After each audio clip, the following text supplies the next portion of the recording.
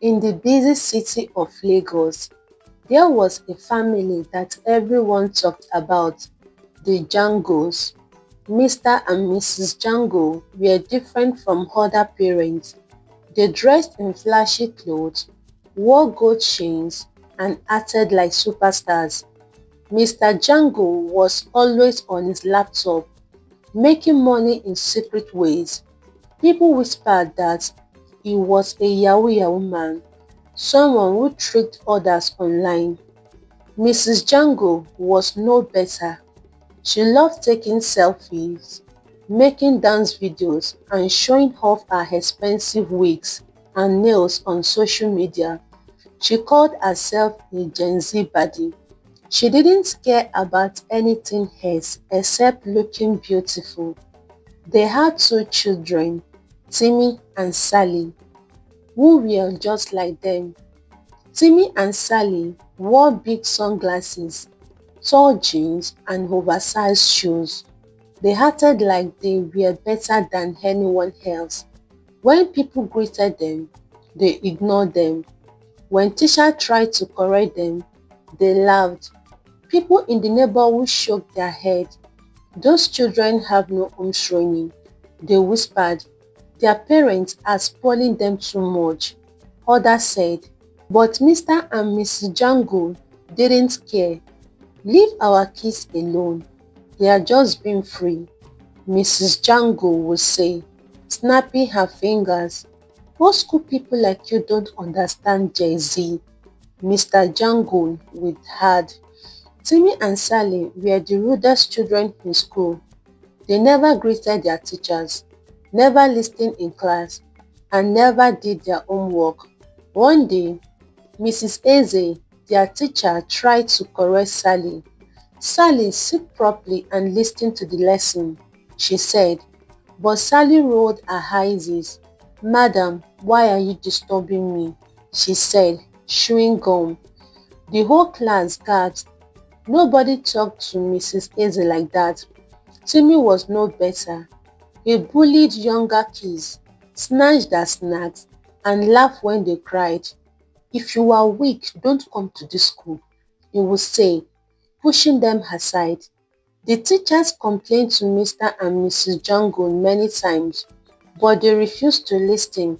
Our children had just outspoken, Mrs. Jango said proudly. Yes, they are leaders, not followers, Mr. Jango added. One day, Mrs. Eze gave the class a simple classwork. Write an essay about your parents' job, she said. The students picked up their pens and began to write. Some wrote about their father being doctors, lawyers, or traders. Others wrote about their mother being teachers, nurses, or fashion designers. But Sally just stared at her paper. She had no idea what to write. Her daddy never worked. He only pressed his laptop, laughing at clients on the phone. Her mommy never worked either. She only made videos and took pictures of herself. After thinking for a long time, Sally finally wrote, my parents are money spenders. My daddy spends money. My mommy spends money. And that is all. When she finished, she dropped her pen and smiled. Easy peasy, she said. When Mrs. Eze collected the essays and started reading them out loud, the class was quiet. My daddy is a banker. My mommy sells food. My daddy is a driver. Then she got to Sally's essay. My parents are money spenders. My daddy spends money. My mommy spends money. That is all. For a second, there was silence. Then boom, the whole class burst into uncontrollable laughter. What kind of job is money spender?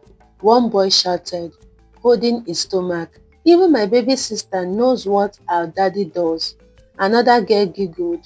Sally's face turned red. She looked around in confusion. Why are they laughing? She asked. Mrs. Eze sighed and shook her head. Sally, what does your father really do? She asked. He just makes money on his laptop, Sally replied. And your mother? She buys eggs and take pictures, Sally said proudly. The class laughed even harder. Mrs. Eze felt sorry for her. "Children, quiet," she commanded. Then she turned to Sally and said, "One day, you will understand that life is not just about spending money. It is about working and doing the right thing." But Sally didn't understand.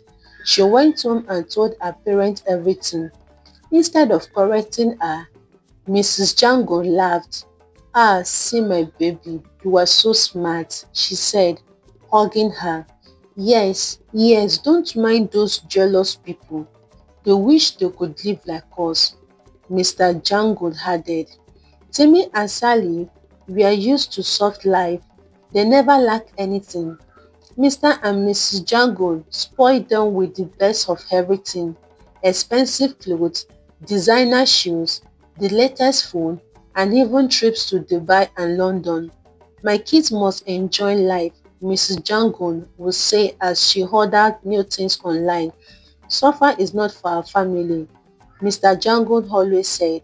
When other children carry school bags, Timmy and Sally had drivers to carry theirs. While other kids saved money to buy things, Timmy and Sally only had to snap their fingers. "Mommy, I need a new PlayStation," Timmy would say.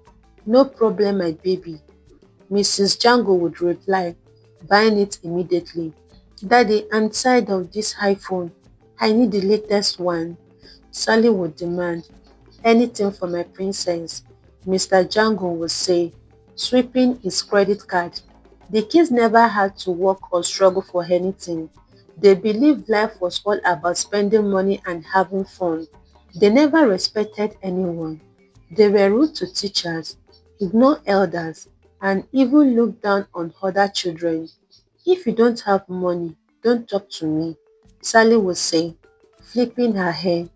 "Poor children can't sit with us," Timmy would mock. But as they grew older, something changed. One day, Mr. Django's Yahoo business stopped working. His client no longer sent money.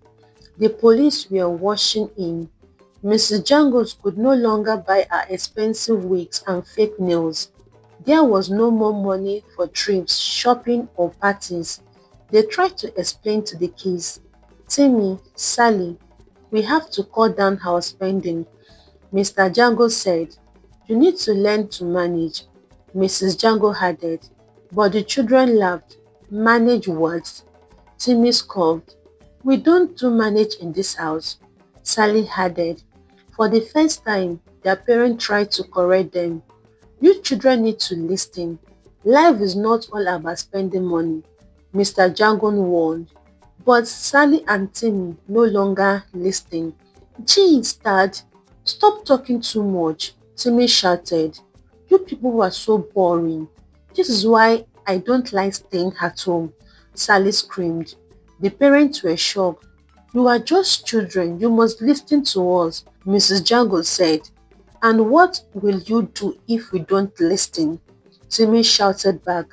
The Jaguar lived like kings and queens, spending money as if it would never finish.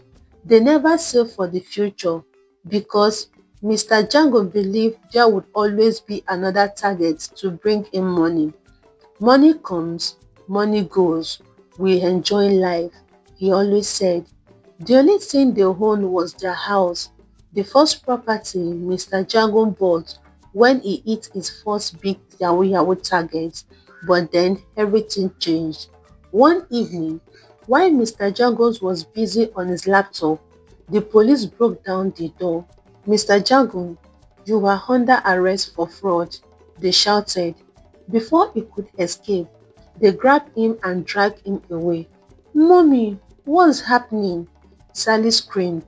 "Leave my husband alone," Mrs. Jagon cried, but it was too late. Mr. Jagon was thrown into prison and his bank accounts were frozen. No more free money. Mrs. Jagon thought her friend would help her, but they all disappeared. Without money, she couldn't buy expensive clothes, wigs or nails. She couldn't travel or go to fancy restaurants. Mrs. Jango became desperate. She started following rich married men, doing anything to get money from them. I can't be poor. I must maintain my lifestyle, she told herself. She didn't care if she was destroying families. All she wanted was money. With no one to control them, Timmy and Sally became worst. Sally loved to show off on social media. She was used to expensive things and she didn't want to stop. I must still look rich no matter what, she told herself. She started following older men, just like her mother. They bought her clothes, shoes and bags in exchange for her time. Meanwhile, Timmy was on a different path. He had always loved power, and now that his father was gone, he wanted to be feared. No one can mess with me, he told himself. He joined a deadly cult, a secret gang that did terrible things. They carried weapons, fought viral groups, and even robbed people. We are untouchable, the gang leader told him. The Django family, once rich and powerful, was now broken and lost, and all because they never planned for the future. After many years in prison, Mr. Django was finally free. The prison gate opened and he stepped out, breathing in the fresh air. But the world felt different. Nothing looked the same. Prison had changed Mr. Django. Inside, he had thought deeply about his life. He thought about all the bad choices he made. He saw many men like him in prison, men who chased fast money, men who believed crime was the easy way. Some cried every day, some had no family visiting them. Mr. Jagon made up his mind. I will be a better person. I will fix my family, he promised himself. With hopes in his heart, he walked back to his house, but what he met broke his heart. The once beautiful mansion now looked like an old abandoned house. The walls were cracked, the paint had peeled off, the garden was full of weeds. Just as he stood staring at the house, an old neighbor, Uncle Bala, came running to him. "Ah, Mr. Jago, you are back," Uncle Bala said, surprised but sad. Mr. Jago smiled weakly. "Yes, Uncle Bala. How is my family?" Uncle Bala's face changed. His eyes looked worried. Mr. Jagon, things has gone very bad. Your wife is very sick. After you went to prison, there was no more money. She started moving with married men to get money. One of them used her and left her with nothing. Now she is weak and sick. Tears filled Mr. Django's eyes. What about my children? He asked quickly. Uncle Bala sighed deeply. Sally, your daughter, has changed. She brings strange men to the house every night. She says life is for enjoyment. And Timmy, he joined a deadly cult. He fights and steals. He is always in trouble. Mr. Jago stood still. His heart felt heavy like a stone. No, this can't be true, he whispered. Inside, he saw his wife, Mrs. Django, but she was not the same woman he had married. She looked weak and sick. Her skin was pale, and she had lost so much weight. What happened to you? Mr. Jago asked in shock. Mrs. Jago laughed bitterly. Life happens. After you left, we had no money. We did everything to survive. That night, as Uncle Bala had said, Sally came home. She wore revealing clothes, heavy makeup, and high heels. Two strange men followed her inside. "Daddy is back," she asked, looking at him with no emotion. Mr. Django stared at her in shock. "Sally, is this how you live now?" he asked. She shrugged. "How else will I survive? You and mommy didn't teach me anything useful. You only taught me how to spend money. Now I do what I have to do." Mr. Jagon couldn't believe what he was hearing. His precious daughter. The girl he had once spoiled was now bringing strange men into his house. Mr. Jungle broke down in tears. Where did I go wrong? Why didn't I teach them well? He cried bitterly. The next morning, Mr. Jungle sat outside, thinking about his broken family. Suddenly, another neighbor ran into the house, shouting loudly, Mr. Jagun, Mr. Jagun, what is it? Mr. Jagun asked, wiping his tears. The neighbor's face was full of sorrow. It's Timmy. He's dead, the neighbor said softly. He was shot last night during a fight with another cult group. He didn't survive. Mr. Jagun's legs shook. He fell to the ground, screaming, No, my son is dead. He remembered little Timmy's smile, his laughter, his small hand. Now his only son was gone forever. That night, Mr. Jagon sat outside under the dark sky. His wife was sick, his daughter was lost, his son was dead, and all because he never taught them discipline, respect, or hard work. Money is not everything, he whispered. I have money, but I lost my family. Now all he had left was pain, regret, and tears. Mr. Jago knew he had to do something before he lost his daughter forever. One evening, he gathered the courage to talk to Sally. He knocked gently on her door. Sally, please, let's talk, he said softly. She opened the door, rolling her eyes. What is it, Dad? She asked, sounding bored. Mr. Jagon looked at her daughter, his heart heavy with regret. My daughter, life is not just about spending money and having fun. Look at what happened to Timmy. I don't want to lose you too, he pleaded. Sally laughed loudly. Dad, stop your childish talk. Life is about enjoyment, money and fun. That's all that matters. She took a long drag from her cigarette and blew the smoke right into her father's face. Mr. Jagos coughed. His eyes is filled with tears, not just from the smoke, but from pain. Sally, please, don't destroy your life. But she only scoffed, slammed the door, and left him standing there. Mr. Jagos couldn't hold back his emotion anymore. He burst into uncontrollable tears. Where do I go wrong? He sobbed.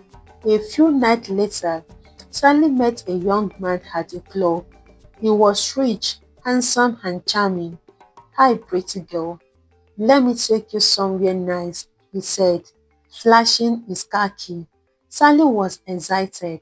He looked like her type, young, wealthy, and fun. She hopped into his expensive car without a second thought. As they drove, she noticed something odd about him. His eyes were dark and cold. He barely smiled.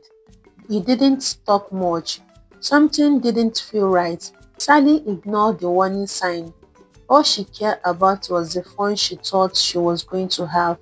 When they got to a big white house, he handed her a drink. Relax, baby. Have some wine, he said. Sally drank it quickly, enjoying the taste. Within minutes, she felt dizzy.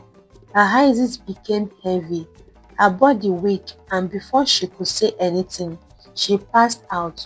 When Sally opened her eyes, she was no longer in a big house. She was in a dark chamber, lying on a cold, hard floor. She tried to move, but her hands and legs were tied. Around her stood several men in red robes, their faces covered. Fear gripped her heart. What is happening? She stammered. One of the men stepped forward. We were chosen for the sacrifice, he said in a deep voice. Terror filled Sally's soul. Sacrifice? No, please, let me go, she screamed, struggling to free herself. They didn't listen. They brought out sharp knives and strange things, ready to perform the ritual. But just as they came close, one of the men stopped and pointed at her. Wait, there is blood on her dress, he shouted. Everyone paused. Another man quickly checked her. She's on a monthly flow. She's unclean, he announced. The leader hissed in anger. We can't use her for the ritual now. Take her away, he ordered. Sally's heart raced as they dragged her away. Before letting her go, one of the men poured something strange on her head. Make sure she doesn't remember anything, he said. Hours later, Sally woke up in a lonely road. She had no idea where she was and how she got there. Her clothes were dirty. Her body was weak. Her head felt empty, like something was missing. She could not remember anything. She wandered around the streets, lost and confused. No money, no home, no memory. The once spoilt girl, who had everything, was now nothing. Mr. Jago sat outside his house, staring at the dark sky. His heart was heavy with pain. His son Timmy was dead. His daughter Sally was missing. His wife was bedridden. What kind of life is this? He muttered, wiping the tears from his tired eyes. For years, he had thought money was everything. He believed that spoiling his children would make them happy. But now, they had nothing left. I wish I could go back in time. I would do things differently, he whispered. Just then, a knock came at his gate. Mr. Jago stood up slowly, his leg weak. He opened the gate and gasped. It was Sally, but she was not the same Sally he once knew. Her hair was messy, her clothes were dirty, and her eyes were blank, as if she had no soul.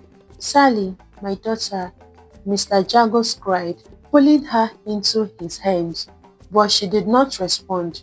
She only stared into space, confused. Sally, it's me, Daddy.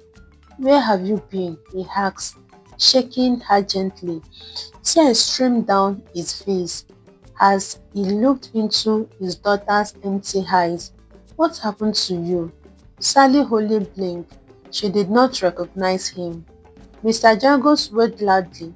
Oh God, my child has lost her mind. My child is gone. Neighbor rushed over, watching as the once proud Mr. Jagon collapsed to the ground, holding his daughter tightly, crying uncontrollably. His wife, Mrs. Jagon, who had been too weak to move, heard the noise. She struggled out of bed and slowly made her way outside. When she saw Sally, she gasped, My baby, my beautiful daughter, what have they done to you? She cried, falling to her knee. But Sally did not respond. She only stared at them, lost and broken. Mrs. Jago screamed in pain. This is my punishment. This is the result of my foolishness. I have lost everything. She clenched her chest, breathing heavily. Suddenly, she collapsed. Somebody help! My wife is dying, Mr. Jagos cried. But before help could come, she took her last breath. Mr. Jagos let out a loud, heart-wrenching scream. No! His world has completely fallen apart. His son was dead. His wife was gone. His daughter was a shadow of herself, and all because he has failed as a father. As Mr. Django sat by his wife's lifeless body, he realized something important. Money is not everything. Expensive clothes, big houses, and fancy trips cannot replace good parenting. If only I have trained my children well. If only I have taught them discipline, respect, and the fear of God. None of this would have happened. With tears in his eyes, he looked up to the heaven and whispered, Forgive me, Lord. As Mr. Jago sat alone in his empty house, he realized the truth. A broken family cannot be rebuilt with money, only with love and wisdom. But his wisdom had come too late, and all he had left were tears. Lessons from the story. This story teaches us that a parent who failed to prepare their child for life is not raising a blessing, they are releasing a burden into the world. Mr. and Mrs. Jangon gave their children luxury but forgot to give them values. They fed their bodies but starved their conscience. They were quick to dress them in the latest fashion but never clothed them in discipline. They taught them how to spend but never how to earn, how to shine but never how to struggle. They handed them comfort and called it love, but it was nothing more than an expensive illusion. They didn't save for tomorrow because they believed today would last forever. They thought money would always speak for them, but when life stripped away their wealth, all that was left was the truth they never prepared for. Rich children raised without morals become lost adults. No matter how expensive their upbringing was, Sally became arrogant, empty, and blind to the damage they caused. Timmy grew wide, searching for meaning in places no one taught him to avoid. And when everything crashed, it wasn't a surprise. The foundation had been cracked from the beginning. Parenting is not providing alone, it is planting. Not every seed shows fruit immediately, but the day will come when life demands proof of what was sown, and if nothing was planted, nothing will grow, only regret. A parent who failed to teach values prepare a child for failure. A parent who live for the moment without savings invites shame in the days to come, because one day the applause will fade, the wealth may vanish, and all that will matter is what remains inside those children. If that place is empty, nothing can fill it, not even love. Let every heart listening remember this: children are not decorations, they are destinies. You either raise them with purpose or you leave them to be destroyed by a world that doesn't care how beautiful their childhood looked. And when that time comes, tears won't fix what truth could have prevented. Thank you so much for watching. If you enjoyed this story, please don't forget to like, share and subscribe to the channel. Also, click the notification bell so you never miss any of our upcoming stories. Feel free to leave a comment below. I would love to hear your thoughts. Your support means everything to me. Until next time, stay safe, stay blessed, and keep enjoying great stories from me to you. I love you all. God bless you.